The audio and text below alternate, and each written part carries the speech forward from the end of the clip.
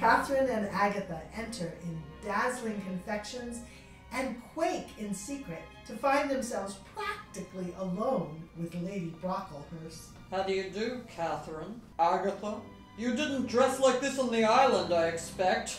By the way, how did you dress? They have thought themselves prepared, but... Not so well, of course, but quite the same idea.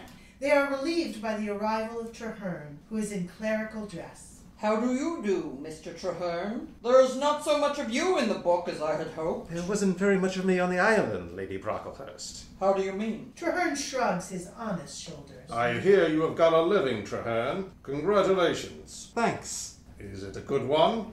So.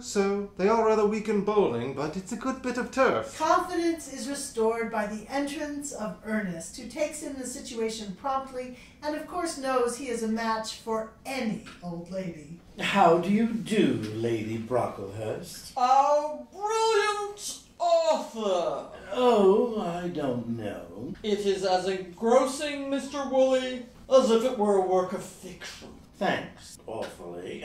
The fact is... He is puzzled by seeing the Brocklehurst family exchange meaningful looks. Lady Brocklehurst, Mr. Treherne and we are engaged. And Ernest and I. I see. You thought it wise to keep the island in the family. An awkward moment this for the entrance of Lord Loam and Lady Mary, who, after a private talk upstairs, are feeling happy and secure. Loam offers both hands to his distinguished guest. Aha! Younger than any of them, Emily. Flatterer. You seem in high spirits, Mary. I am. After... I mean, the fact is... Again, that disconcerting glance between the Countess and her son. She hears wedding bells, Emily. Do you, Mary? Can't say I do, but I'm hard of hearing. If you don't, Lady Brocklehurst, I'm sure I don't. Seen our curios from the island, Emily? I should like you to examine them. Thank you, Henry. I am glad you say that, for I have just taken the liberty of asking two of them to step upstairs. There is an uncomfortable silence, which the entrance of Crichton with Tweeny does not seem to dissipate. Crichton is impenetrable, but Tweeny hangs back in fear. Loam, I had no hand in this. Pooh! What have I done? You always begged me to speak to the servants, Henry, and I merely wanted to discover whether the views you used to hold about equality were adopted on the island. It seemed a splendid opportunity, but Mr. Woolley has not a word on the subject in his book. All eyes turn to Ernest. The fact is... The fatal words again. I assure you, Emily... Father, nothing whatever happened on the island of which I, for one, am ashamed, and I hope Crichton will be allowed to answer Lady Brocklehurst's question. To be sure.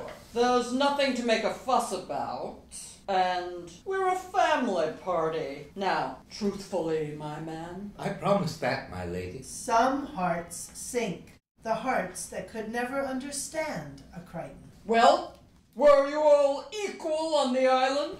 No, my lady. I think I may say there was as little equality there as elsewhere. Ah, the social distinctions were preserved. As at home, my lady. The servants? They had to keep their place. Wonderful! How's it managed? You girl, tell me that. Can there be a more critical moment? If you please, my lady, it was all the gov's doing. They give themselves up for lost. Loam tries to sink out of sight. In the regrettable slang of the servants' hall, my lady, the master's usually referred to as the gov. I see. Lady Brocklehurst turns to Lord Loam. You. Yes, I understand that is what they call me. You didn't even take your meals with the family. No, my lady. I dined apart. Is all safe? You girl, also, did you dine with Crichton? No, your ladyship. With whom? I took my bit of supper with Daddy and Polly and the rest. Is all lost? Dear old Daddy, he was our monkey. You remember our monkey, Agatha? Rather. What a funny old darling he was. And don't you think Polly was the sweetest little parrot, Mary? I understand. Animals you had domesticated. Quite so, quite so. The servants' teas that used to take place here once a month. They did not seem natural on the island, my lady, and were discontinued by the gov's orders. A clear proof, Loam, that they were a mistake here. I admit it. I abandoned them. Emily, as the result of our experiences on the island, I think of going over to the Tories. I am delighted to hear it. Thank you, Crichton. Thank you. That is all. Loam motions for Crichton and Tweeny to go, but the time is not yet. One moment. Young people, Crichton, will be young people, even on an island. Now, I suppose there was a certain amount of, shall we say, sentimentalizing going on? Yes, my lady, there was. Mother! Which gentleman? You, girl, tell me. If you please, my lady. The fact is... He is checked as before, and probably says, damn, to himself, but he has saved the situation. It was him, Mr. Ernest, your ladyship. With which lady? I have already told you, Lady Brocklehurst, that Ernest and I... Yes, now, but you were 2 years on the island. Was it this lady? No, your ladyship. Then I don't care which of the others it was. Well, I suppose that will do. Do? I hope you are ashamed of yourself, Mother. You are an excellent fellow, Crichton. And if, after we are married, you ever wish to change your place, come to us. Oh no, impossible. Why impossible? Lady Mary cannot answer, or perhaps she is too proud. Do you see why it should be impossible, my man? Crichton can make or mar his unworthy Mary now. Have you any doubt of him? Yes, my lady. I had not told you, my lord, but as soon as your lordship is suited, I wish to leave service. They are all immensely relieved, except poor Tweeny. What will you do, Crichton? Crichton shrugs his shoulders. Shall I withdraw, my lord? He does so, Tweeny accompanying him. They can all breathe again. The thunderstorm is over. Horrid of me, wasn't it? But if one wasn't disagreeable now and then, it would be horribly tedious to be an old woman. My George will soon be yours, Mary. And then think of the opportunities you will have of being disagreeable to me. On that understanding, my dear, don't you think we might...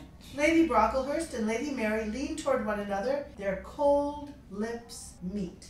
Quite so, quite so. Crichton announces dinner, and they file out. Lady Mary stays behind a moment and impulsively holds out her hand. To wish you every dear happiness. Same to you, my lady. Do you despise me, Crichton? An enigma to the last. The man who could never tell a lie makes no answer. You are the best man among us. On an island, perhaps, my lady, but in England, no. And there's something wrong with England.